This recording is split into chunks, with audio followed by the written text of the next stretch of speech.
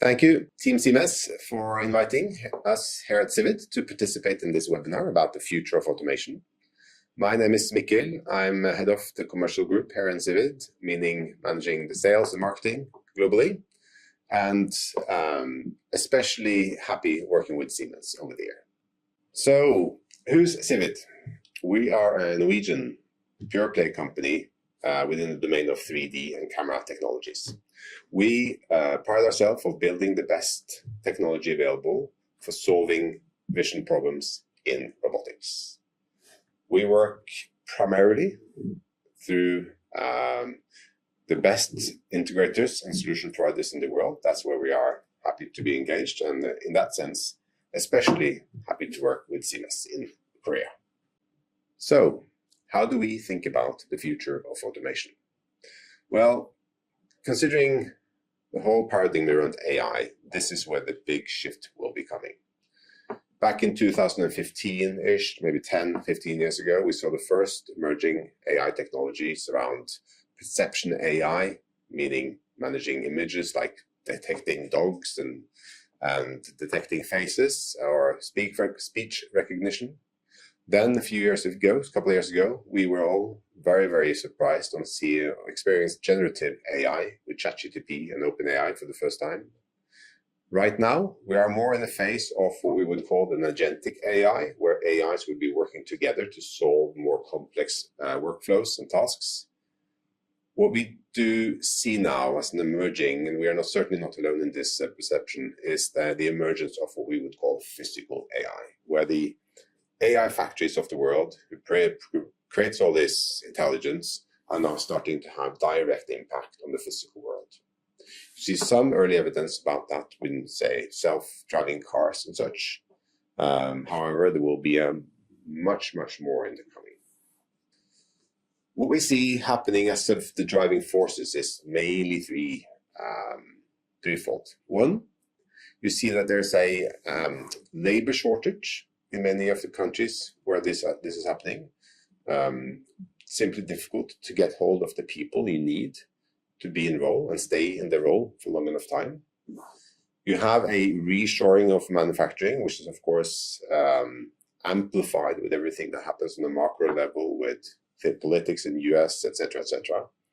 And then last part is that we see a change in strategies of adopting robotics in industries which previously were maybe a bit skeptical to using robots in their warehouses and factories and elsewhere. So these three forces together are now about to support each other in accelerating the adoption of robotics, and hence also the willingness to invest in robotics. So this slide here is proudly borrowed by NVIDIA, because if there's one company in this domain that has a lot of thinking, a lot of influence of the physical AI and AI in general, it's NVIDIA. This is their vision paper on the future of physical robotics. Billions of potential humanoids in the far future, maybe. We know that's a speculative. I'm saying a year there. Autonomous vehicles. 1.5, couple of billion cars driving, being autonomous on the roads. Hundreds and thousands of warehouses, which is now dark warehouses, fully automated.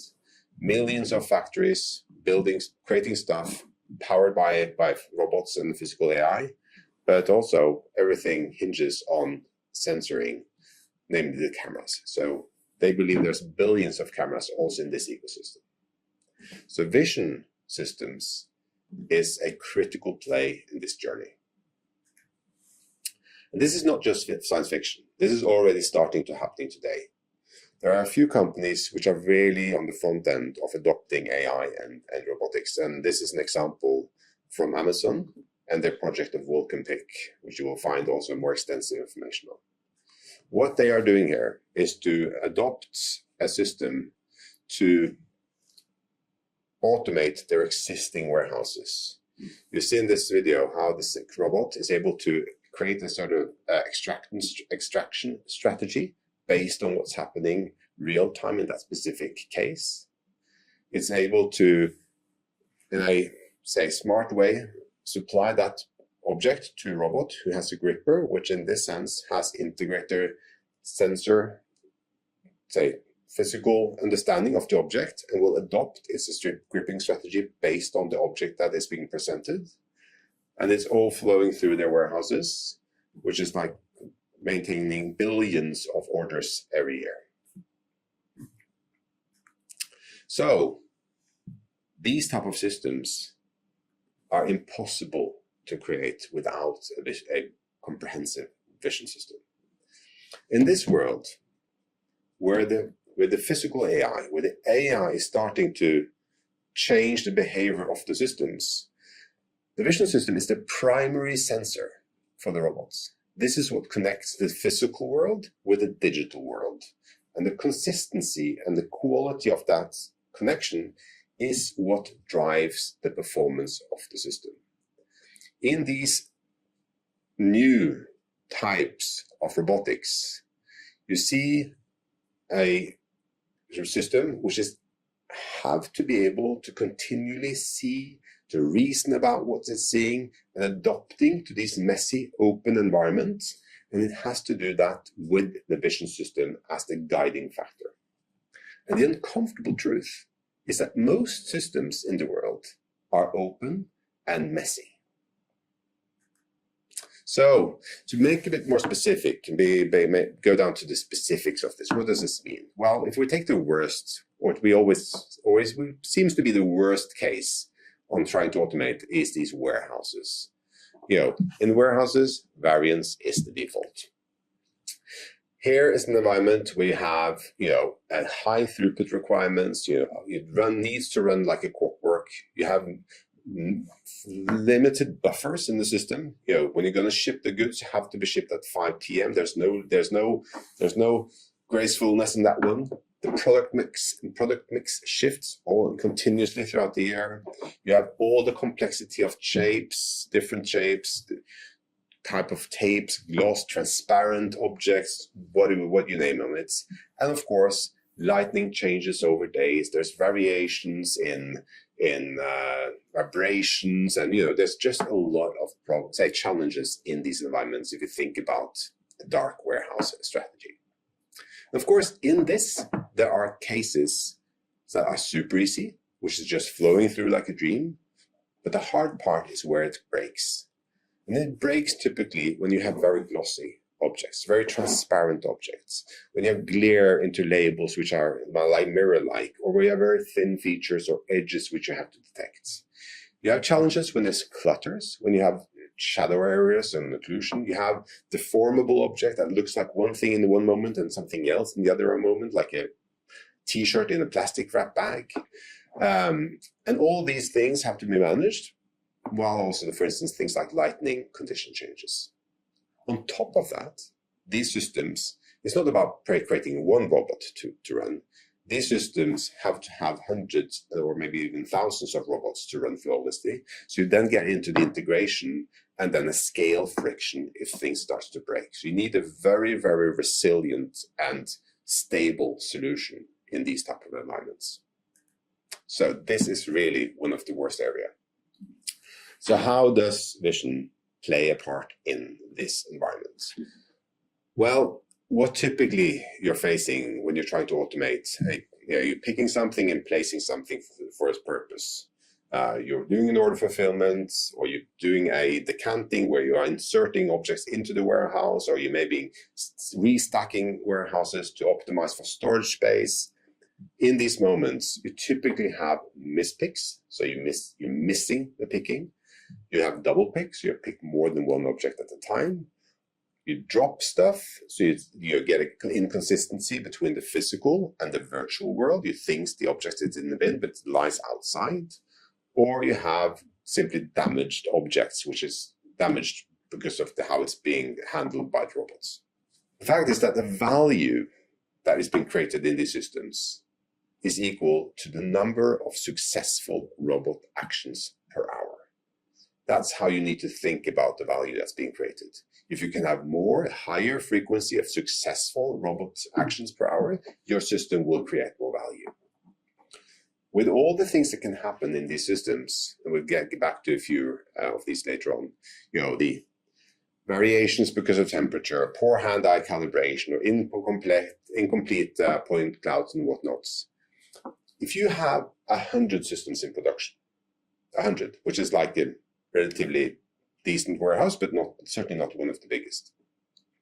If you have 90% successful picks, so meaning that you are able to pick successfully 9 out of 10 times on the first try, versus a system which is able to pick 99% correct on successful picks, so 99 out of 100 successful first picks.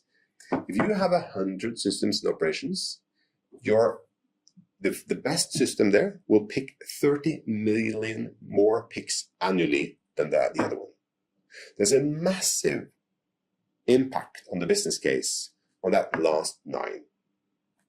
And here's an example of the typical vision challenges that you will find in this we would call a piece picking challenge. You have plastic bags, you have dark colors, you have bubble wraps, you have reflective parts, you have transparent, translucent parts. So in the coming, I'll deep dive into a few of these to illustrate what happens when these challenges emerge into the robotic brain, so to speak.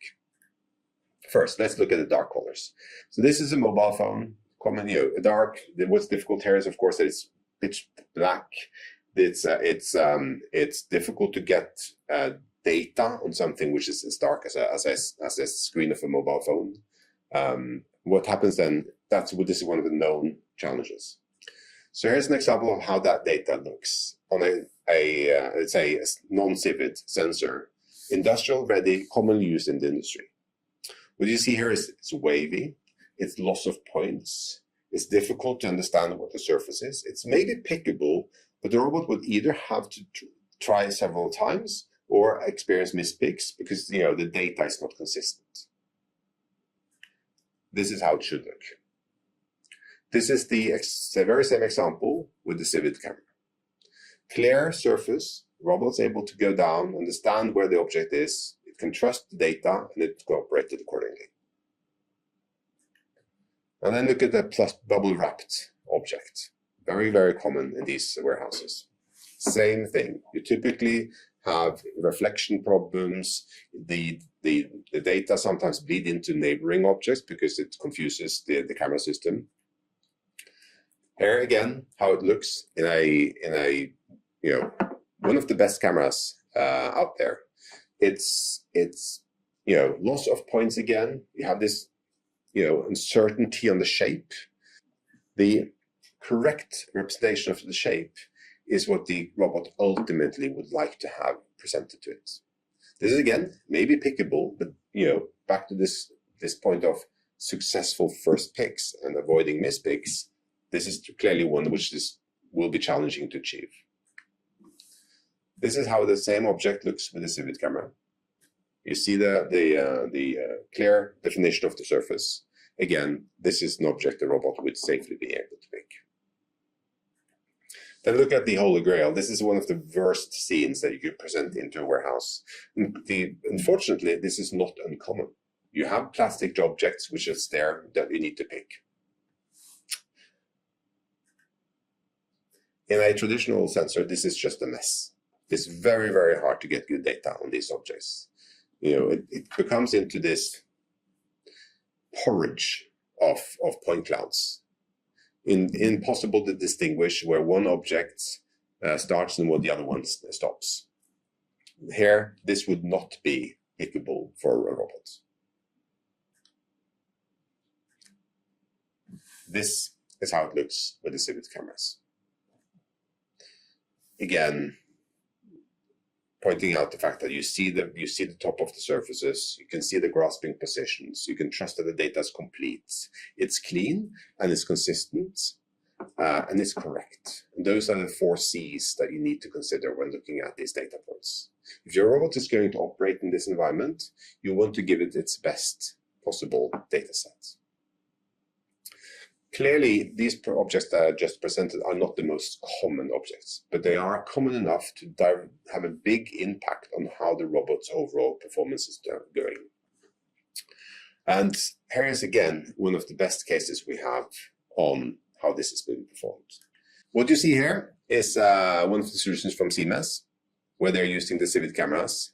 On the lower right side of this video, you see the objects being presented. It picks everything that's presented to it. And it picks it gracefully, and it understands what it's going to do with it next. It has to identify it, it puts it in the bag. It's a solution where the camera from the ZIVID family is being used by the vision system in the CMES family, solving real-world problems with a fantastic throughput and value creation. So, when you're thinking about these vision systems, what are the non-negotiables? You're going to go into this world, what do you have to think about? You have to consider the correctness of your data. You need to have a metric true geometry.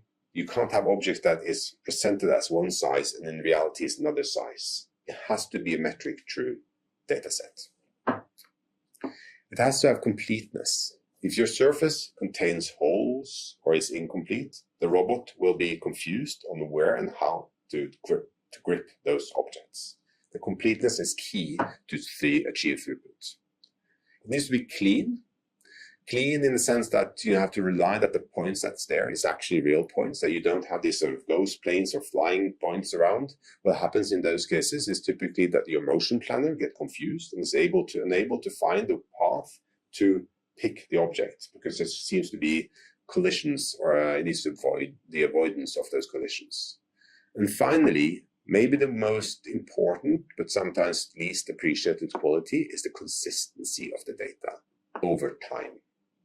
So when you have a system in field, one thing is to make it run well the first hour, but you need to make it run perfectly well a full year and preferably year after year without downtime.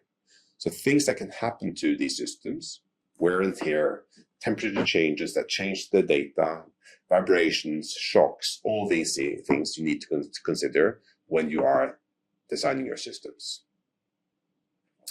On top of that, you need in the vision system, you need to think about, what we're going forward in this industry. We will have a task-aware perception.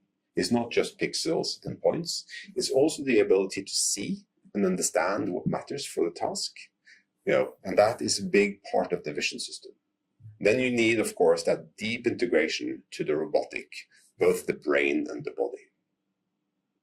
So where do we stand in this? Well, in ZIVID, we are the trustworthy 3D and 2D. That's our position.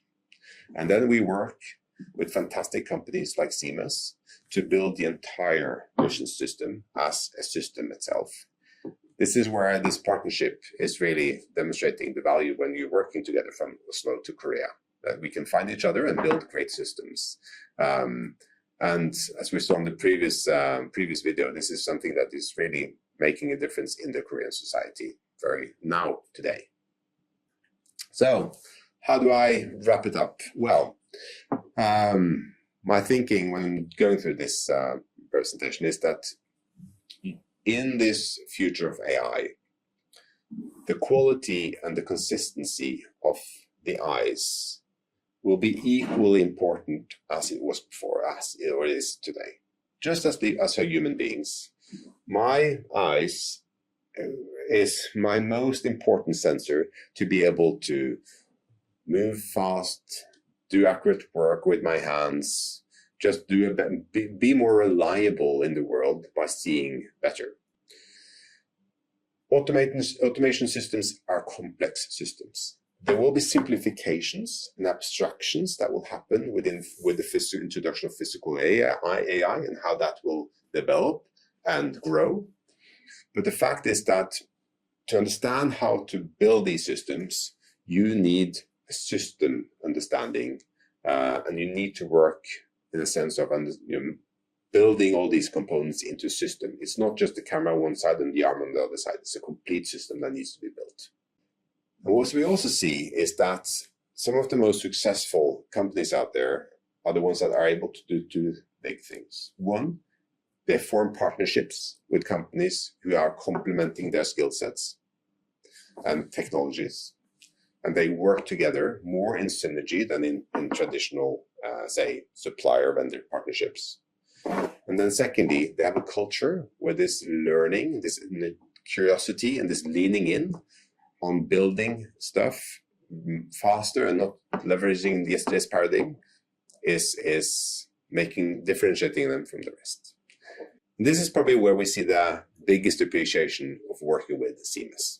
Being able to have two teams, one in Oslo and one in Korea, working together, solving real-world technical problems for end customers, having fun together on trade shows, and really seeing that the technology that CMES is building, leverage the technology from ZIVID and learning from CMES in this journey is such a grateful experience. So with this, I hope you enjoyed this 20 minutes with me and get some impressions of what we are working on here on our side of the world. And thank you so much for inviting us to participate in this.